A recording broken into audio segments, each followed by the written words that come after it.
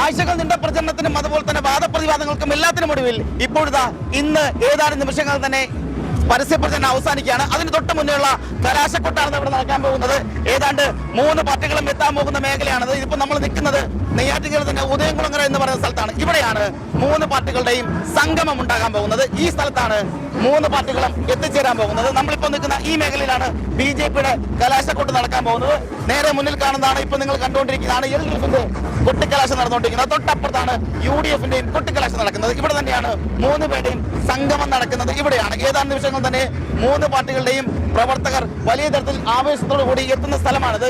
ഇവിടെ ഏതാനും നിമിഷങ്ങൾ തന്നെ ഇപ്പോൾ എത്തിച്ചേരുന്നതാണ്. അതിന് തൊട്ട് മുന്നേയുള്ള കലാശക്കൊട്ടാണ് നമ്മൾ കണ്ടുകൊണ്ടിരിക്കുന്നത്. ഇനി ഏതാനും നിമിഷങ്ങൾ മാത്രമാണ് പരസ്യപ്രചരണം അവസാനിക്കാനുള്ളത്. അതുകൊണ്ട് തന്നെ ഇവിടെ ഇനി ആവേശത്തിന്റെ തിരയിളക്കം തന്നെയാണ് കാണാൻ പോകുന്നത്. അതിനു മുന്നേയുള്ള സാമ്പിളാണ് നമ്മളിപ്പോൾ അവിടെ കണ്ടുകൊണ്ടിരിക്കുന്നത്.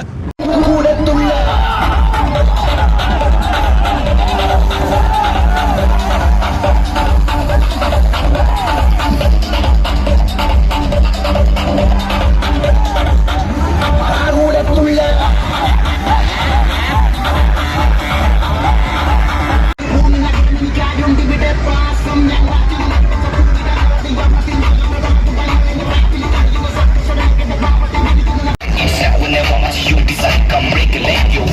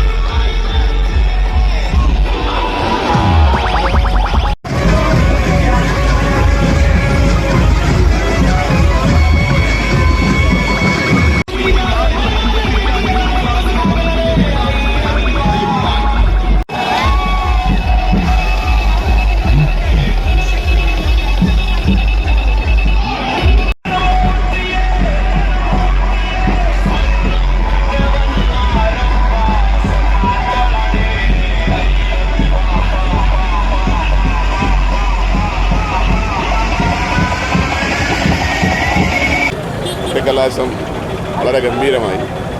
എല്ലാ മുന്നണി സ്ഥാനാർത്ഥികളും ഇവിടെ എത്തിയെന്നാണ് ഞങ്ങൾ കരുതുന്നത്. ഇവിടെ പിന്നെ സ്ഥാനാർത്ഥിയെ കണ്ടില്ല. നെയ്യാറ്റിൻകരയിൽ എന്തായാലും വളരെ ശക്തമായ ത്രികോണ മത്സരമാണ്. ഈ ത്രികോണ മത്സരത്തിൽ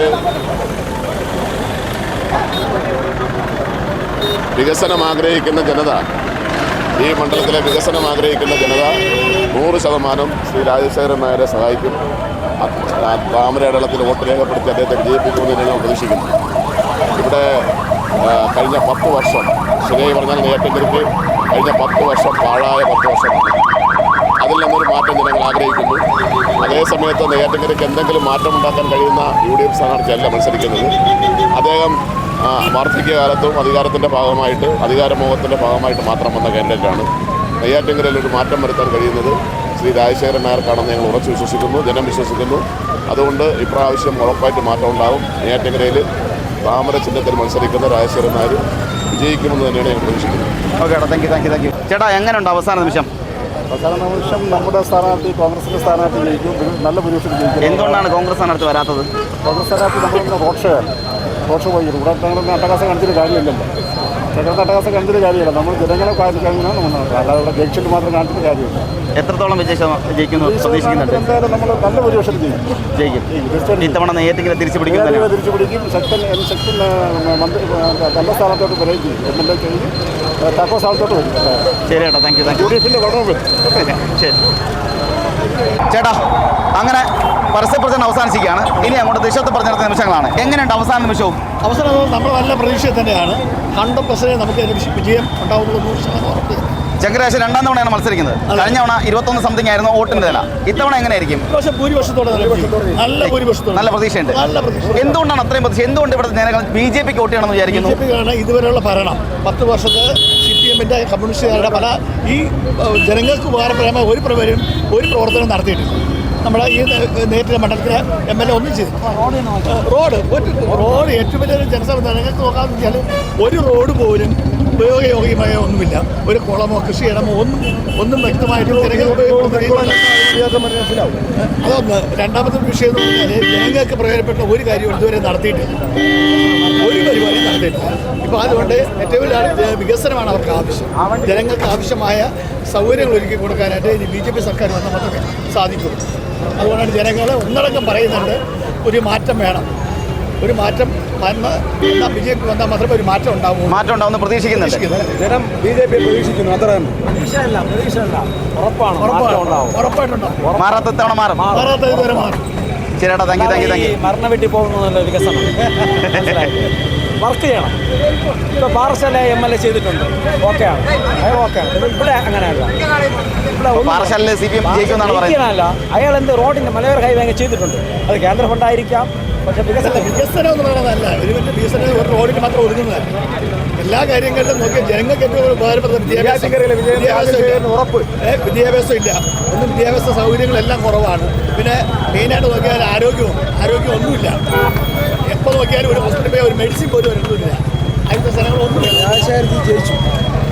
ഒരിക്കലും കിട്ടാത്ത തീരദേശ വോട്ട് അവർക്ക് പോലും ബുദ്ധിമുട്ടിച്ചു. നമ്മൾ എന്താ ചെയ്യുന്നത്? നല്ല മാറ്റം. നരേന്ദ്രമോദി എന്തൊക്കെ പോയാലും പാവപ്പെട്ട വിദ്യാഭ്യാസം ഇല്ലാത്ത അവർ തീരദേശത്തുള്ള അമ്മച്ചിമാരും വിദ്യാഭ്യാസം ഇല്ലാത്ത അവർക്ക് പോലും ബുദ്ധിമുട്ടിച്ചു. പാവപ്പെട്ട അപ്പൂപ്പൻ്റെ പൈസ വാങ്ങിച്ചതിന് എന്തിനാ ദ്രോഹിക്കണേ? അത് കേൾക്കുമ്പോൾ സന്തോഷമല്ല. അത് തന്നെ വിജയിച്ചു. ചേട്ടാ, അങ്ങനെ നീണ്ട 26 ദിവസത്തെ പരസ്യ പ്രചരണം ഇവിടെ അവസാനിക്കുകയാണ്. അവസാന ലാപ്പിൽ എത്രത്തോളം ആത്മവിശ്വാസമുണ്ട്?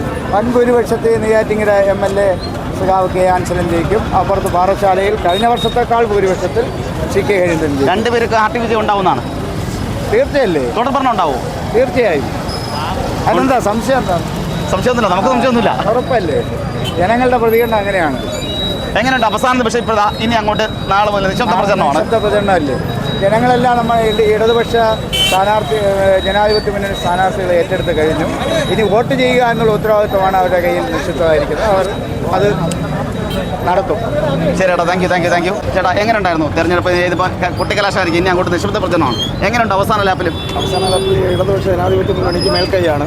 പാറശാല മണ്ഡലത്തിൽ CK ഹരീന്ദ്രനും, നെയ്യാറ്റിൻകര മണ്ഡലത്തിൽ K. ആൻസലിനും വൻപിച്ച ഭൂരിപക്ഷത്തോടുകൂടി ജയിക്കും. ഹാട്രിക് വിജയം ഉണ്ടാവുമെന്നാണ് പറയുന്നത്. തീർച്ചയായും ഉറപ്പായിട്ട് ജയിക്കും. ഉറപ്പായി ജയിക്കും. ഉറപ്പാണ്. ശരി ചേട്ടാ, താങ്ക് യു ചേട്ടാ. നമസ്കാരം. അങ്ങനെ പരസ്യപ്രചരണം അവസാനിക്കുകയാണ്. ഇനി അങ്ങോട്ട് നിശബ്ദ പ്രചരണമാണ്. എങ്ങനെയുണ്ട് അവസാന നിമിഷവും? അവസാന നിമിഷം നമുക്ക് ഉയർന്ന ജയപ്രതീക്ഷയാണുള്ളത്. ഉറപ്പായി ജയിക്കും, വലിയ ഭൂരിപക്ഷം ജയിക്കും. കേരളത്തിലാകമാനം ഇടതുപക്ഷത്തിന് ഒരു വലിയ തരംഗം തന്നെയാണുള്ളത്.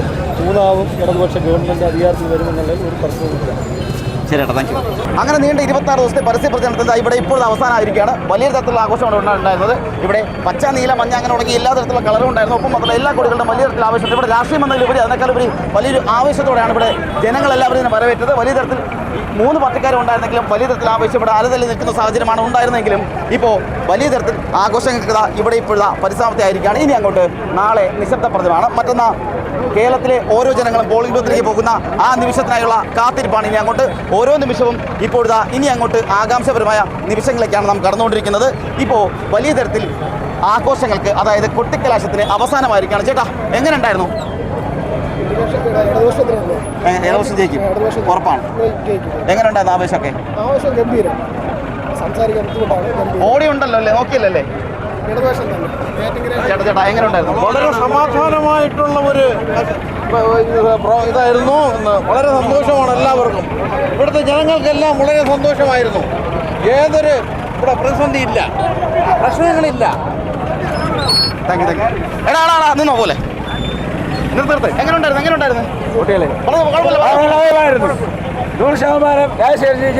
അങ്ങനെ നീണ്ട 26 ദിവസത്തെ പരസ്യ പ്രചരണത്തിന് ഇന്ന് ഇവിടെ പരിസമാപ്തി ആയിരിക്കുകയാണ്.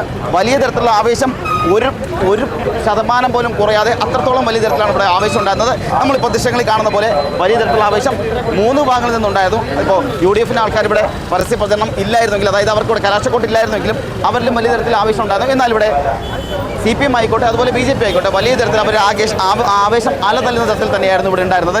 ഏറ്റവും അവസാന നിമിഷം 6 മണി കഴിഞ്ഞിട്ടും ചെറിയ തോതിലുള്ള ചെറിയ ഒന്നും തള്ളൊക്കെ ഉണ്ടായെങ്കിലും വലിയ തരത്തിൽ സമാധാനത്തോടെയാണ് ഇപ്പോഴത്തെ കൊട്ടിക്കലാശം അവസാനിച്ചിരിക്കുന്നത്. ഇനി അങ്ങോട്ട് നിശബ്ദ പ്രചരണത്തിൻ്റെ ദിവസങ്ങളാണ്. നാളെ ഒരു ദിവസം കൂടി കഴിഞ്ഞാൽ ഇനി കേരളം പോളിംഗ് ബൂത്തിലേക്ക് പോകുന്ന ആ സുവർണ്ണ നിമിഷത്തിനായാണ് ഇനി കേരളത്തിലെ ജനങ്ങൾ കാത്തിരിക്കുന്നത്. ഇനി ഓരോ നിമിഷവും കേരളം ആര് ഭരിക്കുമെന്നതിനെ കുറിച്ചുള്ള വലിയ തരത്തിലുള്ള ആകാംക്ഷ നിലനിർത്തിക്കൊണ്ടാണ് ഇപ്പോഴത്തെ ഓരോരുത്തരും തങ്ങളുടെ ആഘോഷം അവസാനിപ്പിച്ച് വീട്ടിലേക്ക് പോകുന്നത്. ഇനി നാളെ, അതായത് ഇനി അങ്ങോട്ട് നിശബ്ദ പ്രചരണത്തിൻ്റെ അവസാന നിമിഷങ്ങളാണ്, വോട്ടുറപ്പിക്കലിൻ്റെ അവസാന നിമിഷങ്ങളാണ്. ഇനി അങ്ങോട്ടുള്ള ഓരോ നിമിഷവും തങ്ങൾക്ക് ലഭിക്കേണ്ട വോട്ട് എത്രത്തോളം തങ്ങളുടെ പെട്ടിയിലാക്കാം എന്നതിനെക്കുറിച്ചുള്ള ചിന്തകളും പ്രവർത്തനങ്ങളുമായാണ് ഇനി അവർ മുന്നോട്ട് പോകുന്നത്. ഇനി നാളത്തെ ഒരു ദിവസം കൊണ്ട് തന്നെ എത്രത്തോളം വോട്ട് സമാഹരിക്കാമെന്നുള്ളതാണ് 3 മുന്നണികളും ആ ഒരു പ്രതീക്ഷ തന്നെയാണ് മുന്നോട്ട് പോകുന്നത്. കേരളം ഇനി ആര് ഭരിക്കും, ആരാണ് നേടാൻ പോകുന്നത്, ആരാണ് ഭരിക്കാൻ പോകുന്നത് എന്നുള്ളത് ഇനി അവസാന നിമിഷത്തിലേക്ക് പോയിക്കൊണ്ടിരിക്കുകയാണ്. ആ നിമിഷത്തിനായുള്ള കാത്തിരിപ്പാണ് കേരളത്തിലേക്ക് പോകുന്നത്. 9-ാം തീയതി കേരളം പോളിംഗ് ബൂത്തിലേക്ക് പോകുന്ന ആ നിമിഷത്തിനായുള്ള കാത്തിരിപ്പാണ് ഇനി ഉണ്ടാകുന്നത്. അത് കഴിഞ്ഞാൽ പിന്നെ 1 മാസം കാത്തിരിക്കണം. ആരാണ് കേരളം ഭരിക്കാൻ പോകുന്നത്, ആരാണ് വാഴാൻ പോകുന്നത്, ആരാണ് വീഴാൻ പോകുന്നത് എന്നുള്ളത് അറിയാൻ ഇനി 1 മാസം കാത്തിരിക്കേണ്ടി കൂടി വന്നിരിക്കുകയാണ്. ക്യാമറാമാൻ പ്രദീപിനൊപ്പം Badusha Jamal, focus news TV, Neyyattinkara.